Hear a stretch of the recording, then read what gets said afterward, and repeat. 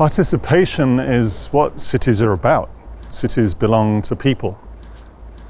Your chance to shape your city is such a fundamental part of the way we ought to exist with cities, and the way that cities ought to reflect their citizens.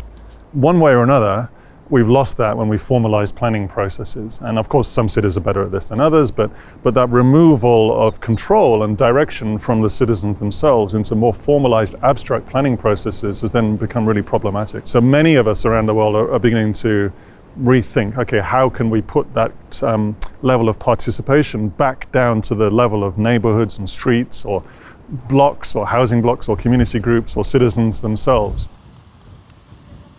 In the Future Street project, we identify 3 streets in Stockholm close by schools with very small courtyards and streets with a low volume of cars. So the streets had potential for a temporary sort of redesign to streets that are more vibrant, more healthy, and give more space back to people.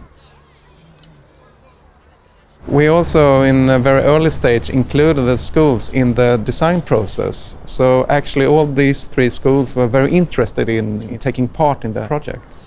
The results showed us that people were more happy with the streets than before. They also think it was a safer street than before. And the amount of people on the street was 400% higher than before.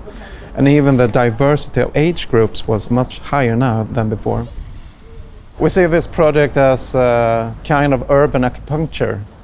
We try to inspire with these very, very small transformations. And hopefully the temporary design could be something else in the future, more permanent.